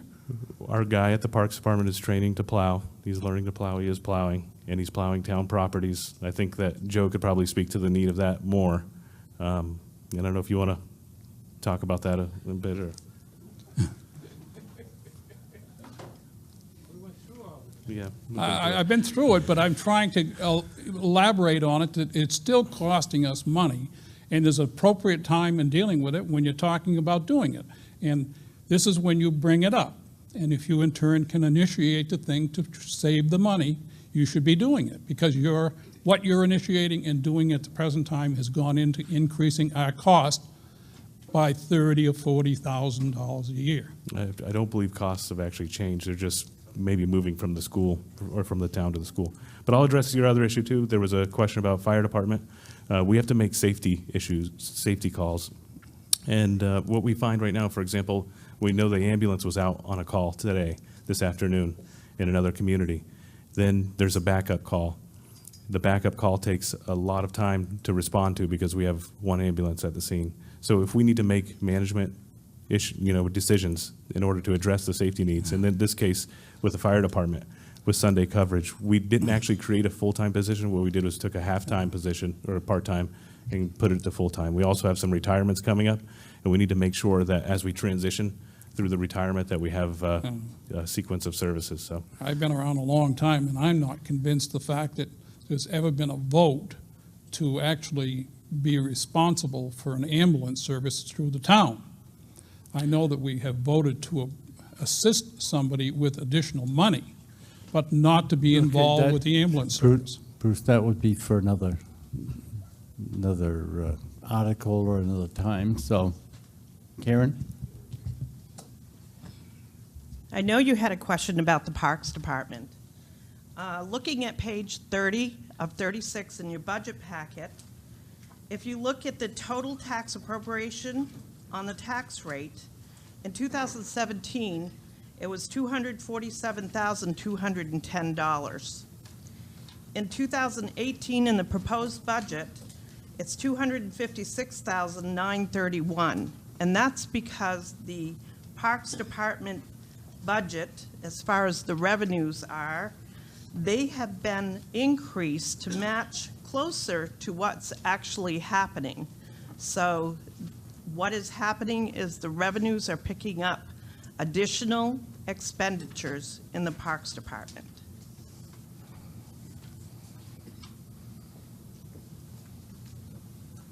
Yes. Okay, come in. Yeah.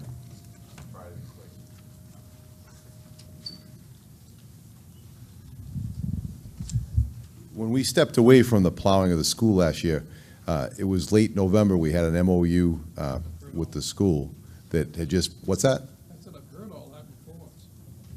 Well, then why'd you ask again? I didn't ask it specifically. I wanted to know if the new person in turn was going to be involved with the plowing to get the cost back down. It's to be determined. It basically, if we have, last year we had 7 men plowing snow for Littleton Public Works. If we had a Parks guy goes out with an injury and we have to go to the school, now we're down to 6. If the school doesn't send us the custodian that usually goes there and we have to send a second guy, now we're down to 5. And we have to have Littleton open for business by 7 o'clock, 6 o'clock in the morning, down to 5. One truck breaks down, the mechanic comes back to the garage with the truck driver that's broke down. Now we're down to 3 guys in town. It just didn't work anymore. I know that might hurt because I know you guys, it was a good idea at the time, but it hurts to hear, but it's not a good idea anymore. The theory's good, but you got a lot of things have to change to make that work right. It can work, but not anywhere near how it looked. Not with 3 guys plowing all Littleton while 2 guys are at these parking lots. You're shaking your head, but it's arithmetic. It's not an opinion. Okay. Yes, Stan? Ron, hold for a second. I'll move away from specific departments. Karen, I just have a You wanna question. announce your name, Oh, please? Stan Fillion.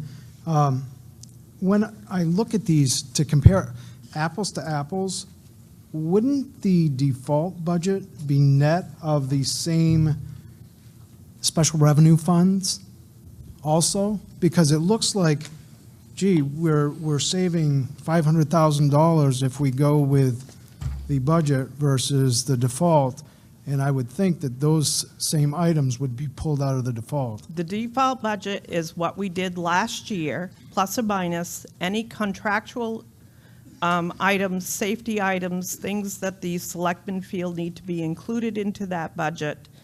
And when I sent this to DRA, I said, can I break out the numbers for the special revenue funds, those warrant articles that I have? She told me that I could not. She gave me a specific way, I have it in black and white, of how they had to be written. And she said to just note it here at the meeting that if those warrant articles got voted down, they would be the amounts in the default budget for what they would have. Okay. Karen, do you have an estimate of what those amounts are, just so we would know? In the default budget? Yeah. Yes. Is I it do. about the $500,000? It should, pretty close to that. Well- Transfer station is $377,535. Okay. Look at your page 5 of 36. There's a. I'll take your word for it. Okay. The Opera House, $60,870. 430, Parking meters, $51,000. 480. So it'd be about 480,000 or so, 485. All right, thank you. Okay. I just wanted to, we're dealing with government, so I know. all things don't make sense. Believe me, I had a hard time wanting to not have to explain all this. Okay, Ron Bold again.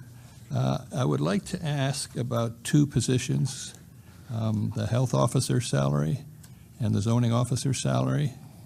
Both of those are being proposed for significant increases. For as long as I can recall, they were both $2,000. And now they're going up to $5,200 each. Maybe you changed that We have changed that. to $4,400. So it's doubled. Both of them have doubled, with the rationale being increased work. So I'd like to know what that increased work is, because I don't think the job of the health officer or the zoning officer have changed over the last 5 or 10 or 20 or 50 years. So what's changed, and why do we need to double the salary for those two positions? I'm going to have Milt explain some of this, but I can tell you when we were looking for a zoning officer and when we were looking for a health officer, it was very hard to find someone that would agree to work for $2,000 a year, flat, no matter how many hours they put in. So there was a decision to try to increase this to cover some of the expertise that's needed for these positions, plus entice someone to sign up for those positions when they're empty. I'm going to. And I would just add that the level of work, Ron's right about that. There's a lot more work into it. There's a lot of legal responsibility in each one of these positions and liability, in that I don't want to really say anything about, previous bodies that have filled that role, but if we're actually going to be proactive in carrying out our ordinances and the state's laws, we can't do it with what we have. We need this additional funds. Ron, I think what's changed in the last couple of years is that we wrote a job description based on the state RSA and the responsibilities that belong in the position. We've made the position at least a 2-year degree. I can tell you at the level of writing that comes in from the state, this should probably be a master's level degree for this position. At $2,000 a year, that annualizes to 96 cents an hour. I'm on my 89th or 90th referral in a year and a half. I've inspected all of the buildings here, and as my predecessors have, because I've seen the reports. But between the police department, the fire department, and myself, we're out a lot. I haven't measured my time here. But what I've suggested to the town manager is to make this a part-time position, assume 10 hours a week, $10 an hour, 520 hours a year, it comes to 5,200. I can't speak for the zoning officer, but I can speak for this position. What the state requires you to know and to do, clearly the person that replaces me, if I step out of this at the end of the 3rd year, and I've got a year and I guess a year left, a little over a year left, to find somebody to assume the responsibilities that the state appoints you to do, the selectmen recommend, the state appoints, is going to require something like that. I made a recommendation that also that this position report administratively to the town manager, be part of the weekly, if not every week, staff meetings, et cetera. So it's not a floating position out there all by itself. So that's why I went to that amount of money. But we do have a job description that's updated and reflects the state laws. So we're on Article 4. Are you ready for the vote? Okay. Entertain a motion then to, to place it on the article, on the warrant as presented. All right, all right. You ready for the question then? All those in favor say aye. Aye. Opposed, no? Okay, the ayes have it, and we'll move to Article 5.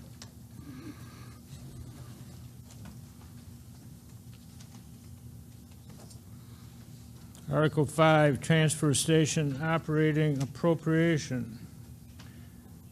First of all, we have a little correction from what's in your handout.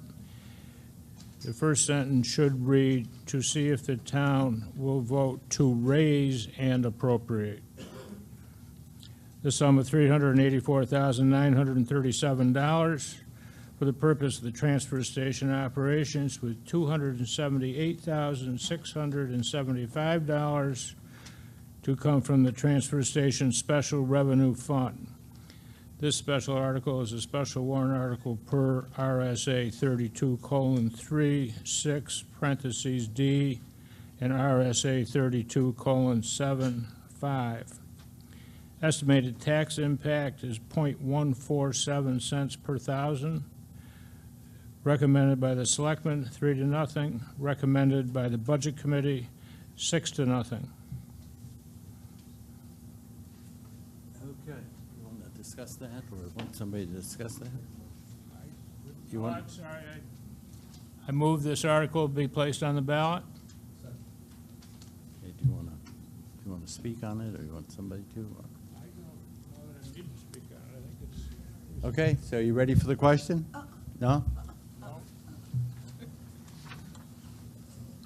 Mary Edick again. I'm a little slow. Am I to understand, Karen, there's so many, I'm not good at numbers. Am I to understand these next 5, 6, and 7 are no longer in the budget, and we are going to be voting on them separately? Okay, thanks. Yes, you're correct. Just the proposed number is going to be in the warrant articles. The default, if something happens, the default is in the warrant article number 4. I just wanted to do a quick comment that the amount to be raised in taxes for the 2018 proposed budget, which is on page 27 of 36 of your budget packet, is $106,262. That's less than 2017's approved budget, which was $108.95 for the transfer station. Okay, so you ready for the question? No? Sorry. So my question is, if this gets voted down, 5 gets voted down, do we close the transfer station? Well, 5, you mean on March 13th? Yes, yes, March 13th, right, if it gets voted down on March 13th. I was told by DRA that the default number for the transfer station would come into place. Now, this may be something that I would have to discuss more with the attorney in detail. The attorney present?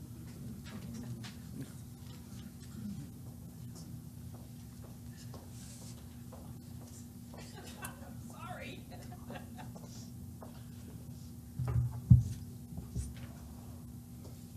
I'm not sure how to respond to this, and let me tell you why. When Karen told me this afternoon that DRA told her that she had to break out the money from the general budget, or not, and put it into separate warrant articles. I didn't know about this from DRA. I don't know why they did it. I don't see any basis in the law for them doing that. Having said that, they don't ask me, so, and I don't know why they did it. I am very concerned that if this warrant article gets voted down in March, that no means no, and you can't spend money. It also means that you will not be removing money from the, I'm sorry, you won't be removing money from the transfer station special revenue fund. You won't have that ability, you won't have the money that's in that fund in order to take that. So I don't know where in your operating budget you're going to come up with that money in order to do what you need to do at the transfer station. So while I really apologize for not having an answer for this, DRA has totally confused me. I don't know what they're doing and I don't know what they're thinking. I am also concerned about the explanation that if this article is voted down, the money is going to be in the default budget, because the default budget only applies if the budget is voted down. The default budget doesn't arise up if a separate warrant article is voted down. So again, I really don't know what DRA is talking about. I know that's not helpful, and I'm sorry, I don't get it.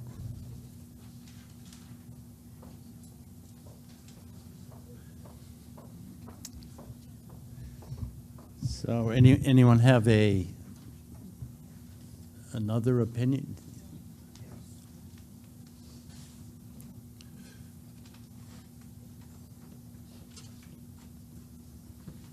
Okay, on Article 5, 6, and 7, it says recommended by Selectmen 3-0, recommended by Budget Committees 6-0. These are not the articles that came to the Budget Committee. These are not the articles that went to the Selectmen at the Selectmen's work station. These are not the articles that came to the bond hearing that night, the bond and hearing. For example, the article on number 6, the operating Opera House, that's never been seen by the Budget Committee. I don't believe it was seen by the Selectmen. I believe this was written after everybody has reviewed these. Therefore, I don't see where Article 5, 6, and 7 are even legal and can be put on this ballot. I think they need to be taken off the ballot completely. They were never, ever put in front of any committees, public committees. All of those budgets were put in front of the committees and looked at by the committees, because you talked with me about the Opera House budget. Yeah, I did, but that was not a warrant article. The warrant article that we approved, and I've got it right here, the warrant article we approved for the Opera House, as soon as I find it, they were asking for $10,000 for maintenance. There's nothing in this Article 6 asking for $10,000 for maintenance. That's not the warrant article we saw. It's not a warrant article. It might have been in a budget, but we did not see the warrant article. How could the Budget Committee vote 6-0 for something they've never seen? Yeah, two separate things. And I know that there's some confusion, but there's another article that deals with that. Okay, but you're saying that we voted 6-0 on these and we've never seen them ever. Yeah, no, she wants to explain that as well. Go ahead. Do you want to go first? If you don't mind, just Steve Kelly. I think what you're saying, I mean, we voted on these as part of the budget. Now they've been pulled out of the budget. And hearing this tonight and listening to the attorney speak and obviously the questions from the audience, it would challenge the intellect to think that part of the default budget would become functional if these articles didn't pass and the operating budget passed as formed right now. So I think there's a bigger issue out there than this, but I think the answer to Ralph is that we vote, and the reason it says 6-0, that's the same vote that we approved the budget by. So that's vote was transferred to the articles when they became a separate issue. But, so we did discuss them, we did vote on them, but we voted on them as part of the budget. Correct. Now- And DRA said you voted on a total number, and all of these numbers were part of those numbers, were part of that budget that we all reviewed together. And we have different dates that we reviewed each one, and then we had a final one, and they were all looked at that meeting. It was also brought to the public hearing as a complete budget, and all of those numbers are in there, and it was approved by the Budget Committee for that total number, and approved by the selectmen for the total number. So I was allowed to put that on each one of those warrant articles, because it was a combined number, and all of those budgets were discussed at our Budget Committee meetings and at the public hearing. And I'm correct, aren't I, that this doesn't go to DRA until after all of that happens? Correct. So,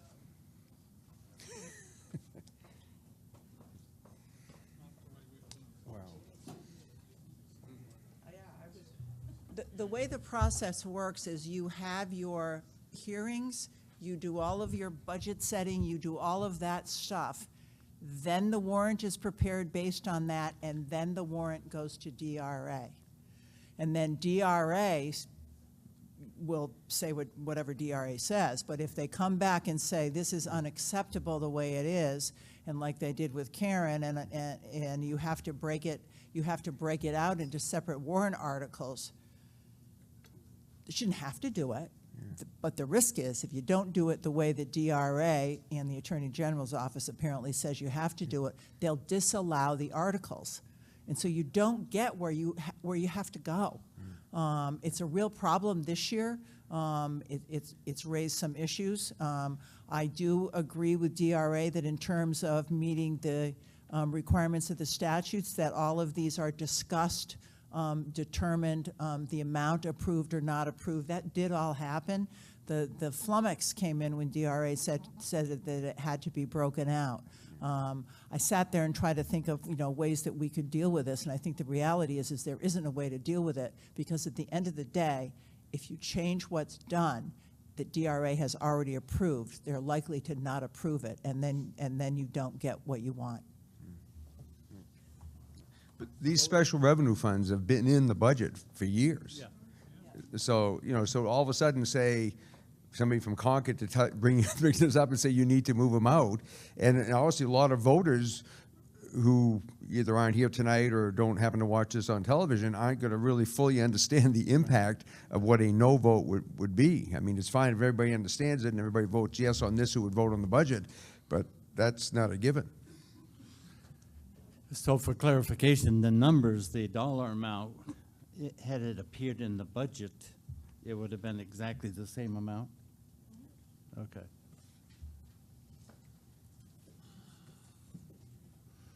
In a perfect world, the DRA would have warned us this year that this is coming. They didn't do that. So what can we do now so that 12 months from now, we're back here again having the same discussion?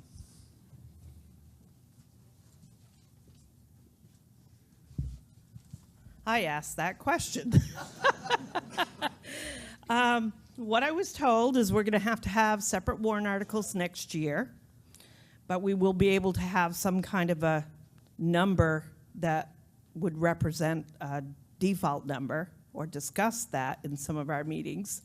And the default number in the operating budget warrant article will be a lot less than what it is right now. The suggestion from DRA was that next year we have warrant articles to dissolve all of these special revenue funds, and warrant articles to establish revolving funds. Revolving funds are very similar.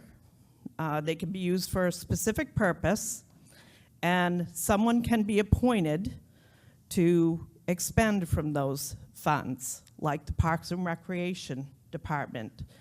the commissioners can expend from their funds, and they're considered a special revenue fund. The special detail, actually, the police department and the selectmen have authority to expend from those funds.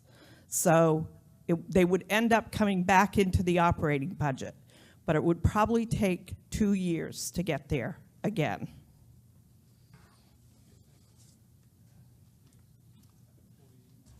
Okay, are we ready for the question? Those in favor of placing Article 5 on the ballot as presented? Say, excuse me? Say aye. Aye. Opposed, no?